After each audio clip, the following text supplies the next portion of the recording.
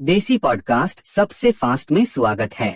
तो the fantastic four first steps के साथ मार्वल का फेज 6 शुरू हो चुका है, पर एक बात तो तय है, मार्वल सिनेमैटिक यूनिवर्स का फेज 4 और फेज 5 कुछ खास नहीं गए। खासकर फेज 5 डिज्नी प्लस सीरीज का ओवरलोड, एक के बाद एक नए कैरेक्टर्स का इंट्रोडक्शन, पूरे सागा के विलन को फेज 5 के शुरू में चेंज कर देना और फिर राइटर स्ट्राइक। सही शब्दों में कहे तो मार्वल स्टूडियोज का बढ़िया टाइम नहीं चल रहा था। पर अभी फैंटास्टिक फोर फर्स्ट स्टेप्स देखकर मुझे कुछ समझ में आया कि ये बुरा टाइम तो अभी भी चल रहा है, जहाँ ऐसा दिख रहा है कि मार्वल एवेंजर्स डूम्सडे को भी बर्बाद करने के रास्ते पर है। आइए इसके बारे में डिटेल में बात करें। आपको याद है जब DCEU चल नहीं रहा था तब ऑडियंस का सोचना था कि DCEU मार्वल सिनेमैटिक यूनिवर्स की तरह सक्सेसफुल इसलिए नहीं है क्योंकि उनके पास केविन फाइगी जैसा बिग ब्रेन मैनेजमेंट नहीं है। पर कौन जानता था कि केविन फाइगी और उनकी केपेबल मैनेजमेंट के लोग भी मार्वल सिनेमैटिक यूनिवर्स को बस बर्बाद होते हुए खड़े खड़े देखते रह जाएंगे। पर ऐसा हुआ क्यों? इसका जवाब छुपा है अभी आने वाले रीजन में। तो इसका सबसे पहला रीजन है नो कम्युनिकेशन। अब हम सब जानते हैं कि मार्वल सिनेमैटिक यूनिवर्स अपने आइडियाज को लेकर इतना बड़ा इसलिए बन पाया क्योंकि फेज 3 को हम सबसे गोल्डन पीरियड मान सकते हैं, जहां इतने बड़े लेवल पर राइटर्स और डायरेक्टर्स साथ आकर काम कर रहे थे। अगर आप सबको वो वीडियो याद हो जो इन्फिनिटी वॉर से पहले मार्वल हम सबके सामने लेकर आया था, जहां पर केविन फाइगी, रूसो ब्रदर्स और बाकी राइटर्स आकर एक्सप्लेन कर रहे थे कि किस तरह उन सभी ने मिलकर इन्फिनिटी वॉर को पॉसिबल बनाया। अब वहाँ हमें ये बताया गया कि सारे डायरेक्टर्स और राइटर्स मिलके एक साथ बैठे थे और उन सभी को आइडियाज देने को कहा गया। फिर उन सारे आइडियाज को एक साथ एक टेबल पर लाया गया और कोशिश करी गई एक सॉलिड और कोहेसिव प्लॉट को तैयार करने की। फिर स्टोरी के मल्टीपल ड्राफ्ट्स बनाए गए और हर एक क्रिएटिव ऑफिशियल्स के थ्रू वो फिल्टर किया गया और फिर जाके एक कलेक्टिव कंट्रीब्यूशन की वजह से इन्फिनिटी वॉर जैसी मूवी बनाई गई। पर ये सब मल्टीवर्स सागा में गायब है। और अभी रुको, MCU का माहौल अभी कुछ ऐसा है जहाँ थंडरबोल्ट्स के डायरेक्टर जेक श्रायर का ये कहना था कि थंडरबोल्ट्स की पोस्ट क्रेडिट सीन को उन्होंने नहीं, रूसो ब्रदर्स ने आके बनाया था। और फैंटास्टिक फोर फर्स्ट स्टेप्स का भी मिड क्रेडिट सीन थंडरबोल्ट्स से मैच नहीं हुआ। तो इससे फैंटास्टिक फोर फर्स्ट स्टेप्स के डायरेक्टर मैट शैकमैन ने बताया कि इस मूवी का मिड क्रेडिट सीन भी रूसो ब्रदर्स ने ही शूट किया था। और जब मैट शैकमैन से पूछा गया कि ये मिड क्रेडिट सीन थंडरबोल्ट्स के पोस्ट क्रेडिट सीन से मैच क्यों नहीं कर रहा, तो उन्होंने कहा कि उन्हें कुछ पता ही नहीं था। जिस वक्त वो स्क्रिप्ट लिख रहे थे उस वक्त थंडरबोल्ट्स की पोस्ट क्रेडिट सीन बनी ही नहीं थी, इसीलिए उन्होंने अपनी स्क्रिप्ट में उस इवेंट को एड्रेस ही नहीं किया। आप देख सकते हो कि ये कितनी बेसिक मिस्टेक है। दो मूवी और दोनों के एंड क्रेडिट सीन्स को कोई और डायरेक्टर डायरेक्ट करके चला गया और फैंटास्टिक फोर जिसे थंडरबोल्ट्स के पोस्ट क्रेडिट सीन से कनेक्ट होना चाहिए था, उसके लिए कहा गया कि उसके डायरेक्टर को आइडिया ही नहीं था कि ऐसा कुछ होने वाला है। इन सब के ऊपर मैं ज्यादा हैरान तब हुआ जब डायरेक्टर मैट शैकमैन ने फैंटास्टिक फोर की रिलीज से पहले बताया कि उन्होंने फैंटास्टिक फोर को अलग यूनिवर्स में सिर्फ इसलिए दिखाया ताकि उन्हें एक्सप्लेन ना करना पड़े कि फैंटास्टिक फोर थैनोस के अटैक के टाइम कहाँ थे। मुझे पहले लगा कि मैट शैकमैन शायद मजाक कर रहे हैं। इतनी बड़ी फिल्म का डायरेक्टर सिर्फ इस छोटे से रीजन की वजह से थोड़ी मूवी के इवेंट्स दूसरे यूनिवर्स में दिखाएगा। यहाँ मल्टीवर्स पर खतरा, इंकर्जन या थंडरबोल्ट्स के स्पेस क्राइसिस वाला रीजन होना चाहिए था, पर मूवी लिटरली मैट शैकमैन के सस्ते रीजन पर निकली।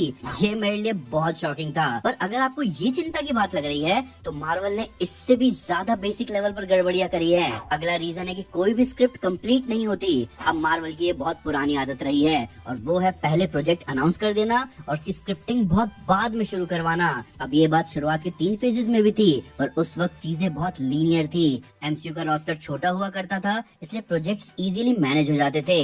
पर जैसे ही मार्वल सिनेमैटिक यूनिवर्स ने इन्फिनिटी सागा को क्रॉस किया तब शुरू हुई उनकी मुश्किलें। MCU का रोस्टर एक्सपैंड हो गया, लिमिट्स को पुश करने के एक्सपेक्टेशंस बढ़ गए, इसलिए मार्वल ने बैक टू बैक बहुत बड़े बड़े नाम वाले प्रोजेक्ट्स अनाउंस कर दिए। नतीजा ये रहा कि उन प्रोजेक्ट्स के लिए राइटर्स ढूंढने में बहुत दिक्कत आई और बहुत लंबे समय तक लटके रहने के बाद कईयों को स्क्रैप कर दिया गया और जो स्क्रैप नहीं हुए उनकी स्क्रिप्टिंग इतनी बुरी थी कि मल्टीपल ड्राफ्ट्स के बाद भी उन प्रोजेक्ट्स को होल्ड पर डालना पड़ गया।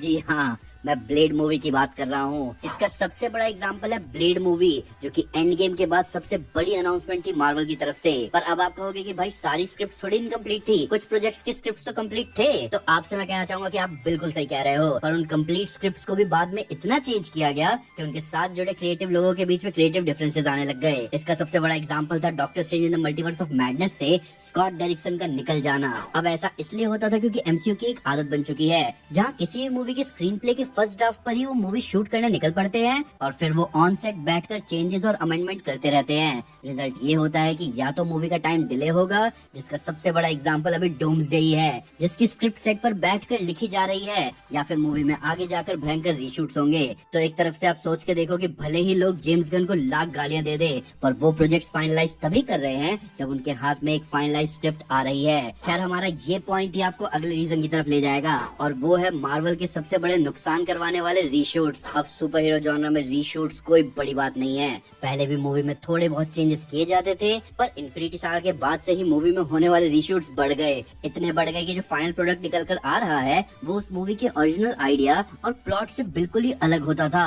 और ये रीशूट्स का सबसे बुरा असर हमने फेज 5 में ही देखा, जहां एमसीयू ने आज तक का सबसे कमर्शियली फ्लॉप फेज बनाया। आप चाहे captain America brave new world उठाकर देख लो, या अभी हाल फिलहाल आई फैंटास्टिक फोर फर्स्ट स्टेप्स, इन मूवीज में रीशूट्स का असर आपको साफ दिखेगा, क्योंकि मूवी इनिशियली कुछ और होने वाली थी और एंड में उसे कुछ और ही बना दिया गया। अब आप में से कुछ लोग मुझसे कह सकते हो कि भाई रीशूट्स का असर सबको थोड़ी दिखता है, और ये आइडेंटिफाई कैसे किया जा सकता है कि रीशूट्स का बुरा असर ही हो रहा है। तो मैं आपसे कहना चाहूंगा कि इसका असर बहुत साफ होता है। बेसिकली जब भी मूवी अनाउंस करी जाती है तो एक आइडिया सामने रखा जाता है, फिर प्रोडक्शन के अलॉन्ग हमें कई चीजें सुनने को मिलती है जहाँ कुछ चेंजेस होते हैं, और जो फाइनल प्रोडक्ट हमारे सामने आता है वो आप नोटिस करोगे कि इनिशियली अनाउंसमेंट के टाइम जो आइडिया था उससे बहुत अलग दिख रहा है। इन सब के ऊपर जो चीज सबसे साफ दिखती है वो है मूवी की पेसिंग। रीशूट हुए प्रोजेक्ट में आपको मूवी की पेसिंग बहुत डिफरेंट लगेगी, और सबसे बड़ी प्रॉब्लम जो आपको देखने को मिलेगी वो है चीजों को एड्रेस ना करना, या बस कैसे भी करके मूवी की स्टोरी को एंडिंग तक पहुंचा देना। और ये सारी चीजें बहुत ही ज्यादा जरूरी है अगर आपका सपना एक कोहेसिव मूवी यूनिवर्स बनाने का है तो,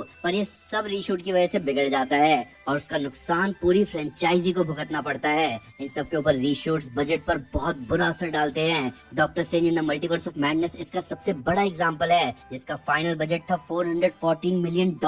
आप सोच कर देखो, एक सोलो कैरेक्टर की मूवी का इतना बजट होने का कहाँ से सेंस बनता है, और ये बजट बढ़ा रीशूट्स की वजह से, प्लस मूवी की स्टोरी की बैंड बजी अलग। अभी एवेंजर्स डूम्सडे में मिस्टीक का रोल प्ले करने वाली रेबेका रॉबिन से एक इंटरव्यू में पूछा गया कि क्या उनके हिस्से की शूटिंग कंप्लीट हो गई, जिस पर रेबेका ने बताया कि वो अभी कुछ नहीं कह सकती क्योंकि स्क्रिप्ट पर अभी भी काम चल रहा है। आप सोच कर देखो कि ये कितनी खतरनाक बात है। मैं आपको कंपैरिजन के लिए बताता हूँ कि एवेंजर्स इन्फिनिटी वॉर और एवेंजर्स एंड गेम का प्रीवियस का काम 2 साल पहले हो चुका था उनकी रिलीज से। यानी मार्वल को 2016 में ही पता था कि एवेंजर्स इन्फिनिटी वॉर और एवेंजर्स एंड गेम कैसी दिखने वाली है, और अब आप सोच कर देखो कि अगले साल आने वाली एवेंजर्स डूम्सडे की स्क्रिप्ट पर अभी भी काम चल रहा है। ये बहुत चिंता वाली बात है। पर अब जो आखिरी रीजन मैं आपको देने वाला हूँ वो सुनकर आपका दिल बैठ जाएगा, इसलिए भाई अगर आपका दिल कमजोर है तो सावधान रहना। अब बात करते हैं बजट इशू की, जिसकी वजह से कोई एवेंजर्स मूवी नहीं आने वाली फेज 6 के बाद।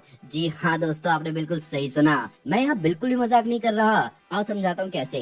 तो हम सब जानते हैं कि एमसीयू का ट्रेडमार्क था हर फेज के एंड में एक एवेंजर्स मूवी बनाने का, पर वो ट्रेडमार्क एंड गेम के बाद फॉलो नहीं हुआ। ऐसा क्यों? क्या ये स्टोरी की डिमांड थी? बिल्कुल भी नहीं। रीजन है बजट इशू। देखो दोस्तों, इन्फिनिटी सागा के दौर में पूरे फेज में जितने भी कैरेक्टर्स होते थे वो सब एवेंजर्स मूवी में दिखे, पर मल्टीवर्स सागा में एमसीयू का रोस्टर इतना बड़ा हो चुका है कि उतने सारे स्टार्स को एक ही मूवी में डालना बजट को ऑफ द चार्ट पुश करने जैसा हो जाएगा, और कोई भी स्टूडियो सिर्फ एक मूवी के लिए इतना रिस्क कभी नहीं लेगा। और ऊपर से आजकल तो मार्वल का टाइम भी अच्छा नहीं चल रहा है, इसीलिए डिसीजन लिया गया कि उनकी सीरीज में मूवीज वाले कैरेक्टर्स नहीं दिखाए जाएंगे, क्योंकि अब वो बजट को पुश करना अफोर्ड नहीं कर सकते। हाल फिलहाल मार्वल वाले द क्रिएटर की वीएफएक्स टीम से मिलने गए ताकि उनसे समझ सके कि वीएफएक्स बजट लो कैसे रखा जाए। ये साइन है कि मार्वल, जिसे पहले अपने बजट की बिल्कुल भी नहीं पड़ी थी, उसे अब बजट की चिंता होने लगी है। तो फिर इसका मतलब कहीं ये तो नहीं कि हमें फ्यूचर में एवेंजर्स मूवी मिलेगी ही नहीं। तो दोस्तों, अगर आप ऐसा सोच रहे हो तो ये कोई गलत डिडक्शन नहीं है, क्योंकि एवेंजर्स डूम्सडे और एवेंजर्स सीक्रेट वॉर के कंप्लीट कास्ट को ही अगर आप देखोगे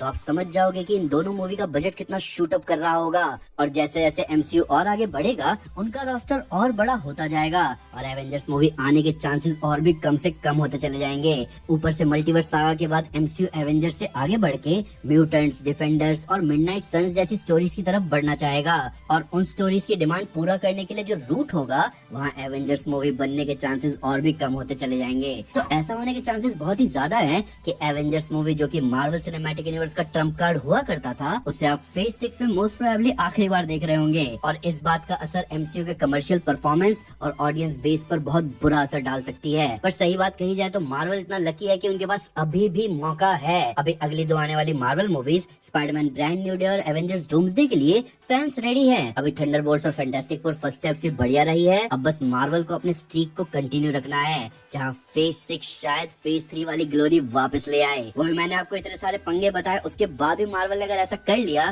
तो ये किसी कमबैक से कम नहीं होगा। पर आपका क्या कहना है? क्या मार्वल को सही में कोई आइडिया नहीं है कि वो क्या कर रहे हैं, या फिर मार्वल के पास विनिंग कार्ड अभी भी बचा है? आइए कमेंट से इसके बारे में बात करें। वीडियो अच्छी लगे तो लाइक जरूर करें और चैनल को सब्सक्राइब करना ना भूलें। मिलते हैं दोस्तों अगली वीडियो में। चैनल को सब्सक्राइब करना मत भूलना।